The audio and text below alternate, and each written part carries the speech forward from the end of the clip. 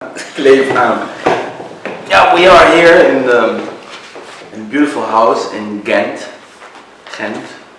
in Belgium, because we are with the IBB so far and so strong that a solo exhibition of myself in the SMAK museum, that's the City Museum of Contemporary Art in Ghent,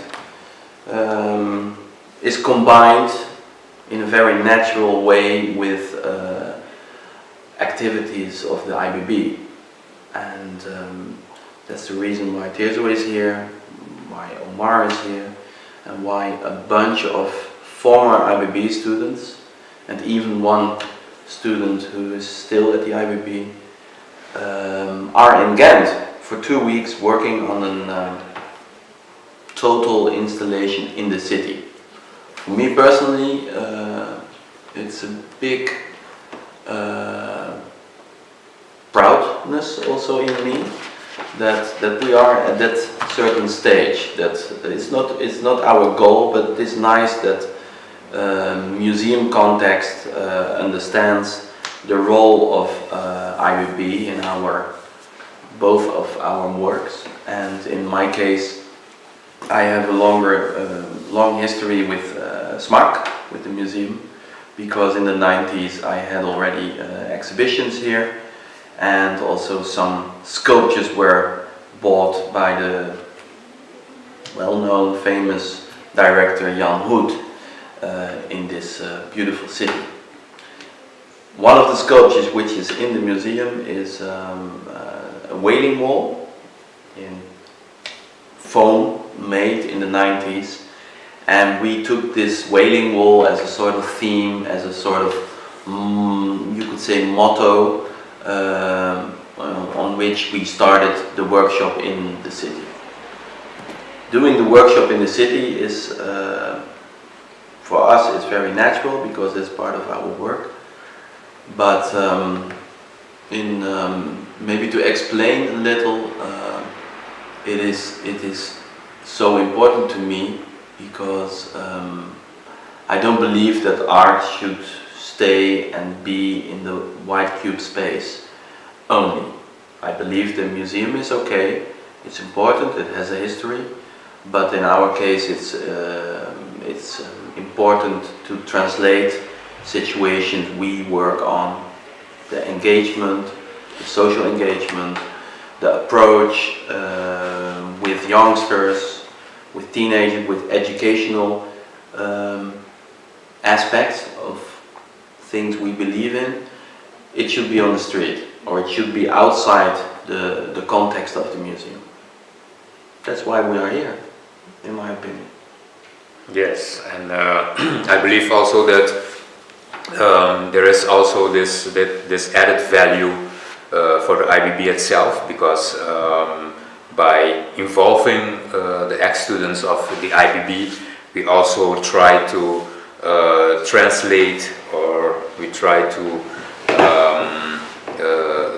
bring over the basic idea that we as artists have developed in the IBB. And one important thing in this whole concept is that the IBB will will keep on existing and will develop itself as a art institute, not only for the preparation and guidance for young talent who want to do art, but also for the development of contemporary art and the mentality of a stronger culture in Tirzo. So to continue this legacy, it's very important to have the students, the ex-students of the IBB studying right now in the Netherlands, to be part of this, so that they can get much more in touch in the reality of the IBB, and not only the one part of it, and that's only the educational part, as a developing of their own qualities, but also the more social engaged part of the IBB. And yeah, by working with us in this situation, and not like most people tends to do in the more theoretical aspect of it, trying to investigate and talk about it. We try hands-on, we try to involve these students in these procedures so that they can be part of it, not only as kind of followers, but to create the space and the environment in which they can develop their own interpretation and their own way that they would like to deal with the vision behind and the vision or philosophy behind the IBB. So doing this because they are they have been very close to us in Curacao, and they've seen us do this type of action in Curacao. But being part of this type of action abroad, you know, in the Netherlands and now here in Belgium is very important for them, for their vision. It will give them much more insight in what these, what the meaning and the added value is of these type of projects, and that they are not projects to entertain the people, you know, that we are on a square working and we are there to entertain the passers-by and the groups that participate. No, we are there to create space in which people can express themselves, be part of a movement in a way that they are free to give their own interpretation to it and to give and themselves a chance to be much more free from the daily expectation that people have of contemporary art or art in general. So yeah, I believe that this as part of the IBB and part of the body of work that we as artists develop is a very important step on that we are going after this. We are going to evaluate and see what the next step is going to be, because we can do this time after time and then it will be another trick in the head. For us it's also beautiful to see those ex-IBB students back. We start the pre-educational course with them 2-3 years, and then they fly away abroad, other influences, other context of art schools, very important, and they should go there and they should continue that as well. But for us it's also, and I think that's also our proudness of this week, to see a bunch of them back, and you feel that they feel at home with us again, and that they got remembered to the IBB vision, and it gives me a lot of confidence also for the coming back in the future, and yes. To Curacao. Yeah. That's because one thing that was very clear was that they felt at home. You know, in the beginning, the idea of giving guidance to the participants was very abstract for them. But the more they were getting involved with the people participating in the action, and the more spontaneous they became with the way they had to deal with it. So at a certain point it was quite clearly that they were enjoying it, and most of them they wanted to keep on doing it in a way that you know, they felt a kind of a responsibility. Today when I saw them working with the students of the Art Academy in Utrecht, it was very clearly that they were proud of themselves to be able to be there and to be talking with the ones that are new to the system, and that they are there for the first time as a group, as part of the Art Academy, and they were there working with them and guiding, getting coaching and giving advice.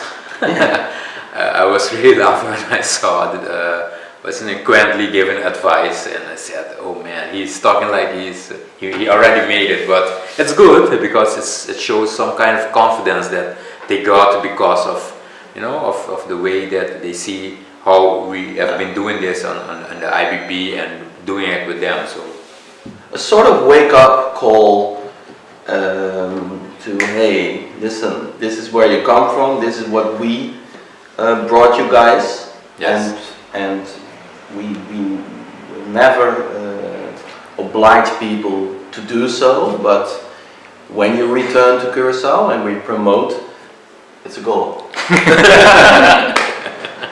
For us. When you promote, and we promote, of course, to get those youngsters back on the longer term, then they should also have this package of social engagement, because there is not a huge art system and market, a commercial market to earn your money as an artist in Curacao.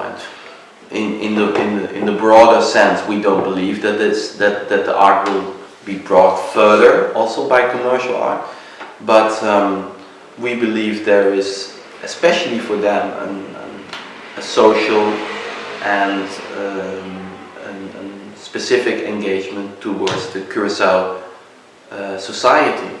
That should be their role in the future. Yeah, and more important is that it's also that art is about people. It's not about a machine. It's not a machine. When you make art, it's not about making something for a machine or a machine building something. No, it's about emotions. It's about feelings. It's about disappointments. It's all about existence of a human being. So at a certain point, you cannot exclude that. So and especially in a small community as Curacao, it's very important to be aware of that and be able to use this awareness in a way that you can communicate to people, in a way that you can bring this material to them. And it's not about making everybody an art lover, but it's more about making people aware of the way of dealing with things, and being more creative and be more conscious about the way that they deal with their lives or whatever they have to deal with, because we cannot deny it. Everything in our life is about creativity. The cellular phone, the Apple MacBook, your TV, everything is about creativity, because someone... The cooking. Yeah, the cooking. Someone... The cleaning. Yeah, someone wanted to develop it. Someone had a dream and the desire and the urgency to do something, and that led them to what we have right now. So, in a way, it's very important for people to be aware of that, and also be aware of the way that you deal with it, to be more appreciative of what you do and what you have, of your culture, and how can I develop myself in a way that I can be very important to the development of our own culture and our own art and our own dance and our own music or literature, because they all have something to do with each other. So the consciousness, it has to be awakened to the people, and it's not about hanging something and everybody saying it's beautiful. No, it's about when it hangs there, people is aware of the added value of its existence and what it means for development. And in a workshop as we did here, bringing that awareness and all these insights and all these visions from different angles, we do it playful. I would like to add the word play, and we let older people play again, and going back to where it all started, with playing with materials and with make something out of from poor materials, from nothing to something, and the drawing and the painting, and it worked also so beautiful here because of that piano as well. We couldn't hear Furelese and all these cliché tunes anymore. even some Beethoven sonatas, which I really adore, but some of them were played so awfully and so fast and so, but without feeling. Yeah, because the feeling was, yeah, the urgency and the necessity to play it wasn't there. The only reason of playing was to show off. I can play. Yeah. Next. Next. So yeah, and the freedom, that's very important.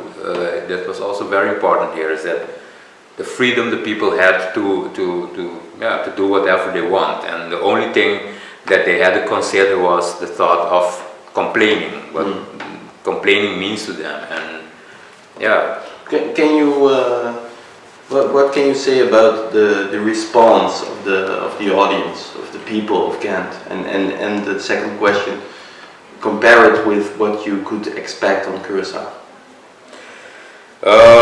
Yeah, the difference is that here in Ghent, the people, they were very nice. Everybody, when the people came there, they didn't come with a gas face. No, they were like smiling, and people, they were like approaching us and asking questions. They were very freely with dealing with this workshop. And yeah, some people told us, even from the museum, that it has a lot to do with, in the past there's been a lot of actions by Jan Hoed in the streets of Ghent, that maybe... last year also with Philip Verkouden and Track. Yeah, last year with Philip. So the people are a little bit accustomed to that, so, but that... We're running out of time, so... Okay, so that was very okay, but we also had tourists who were participating, so it was very remarkable how easy people participated. In Curaçao it's different, because Curaçao is a smaller community, and it's a community where you first want to see what the other one does. So and asking question is very it's not that easy in Curaçao. It's rare. Yeah, so it's very rare. So it's more going to be looking and being having a judgment silently. Yeah, but we will. Yeah, we have to deal with that a lot in Curaçao. So we fight that. We're going to save the world. We stay fighting.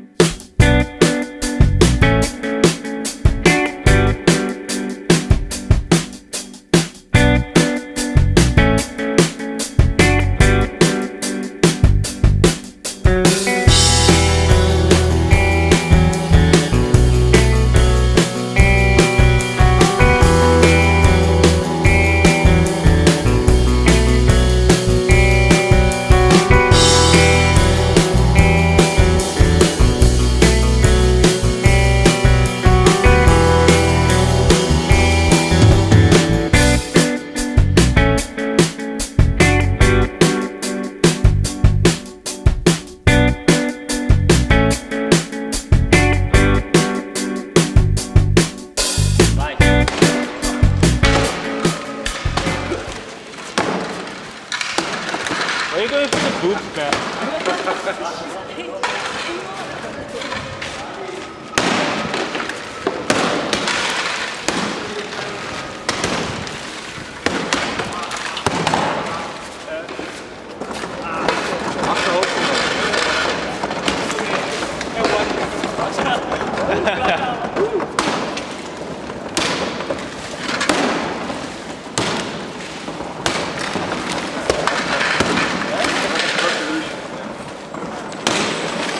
Go for the wood.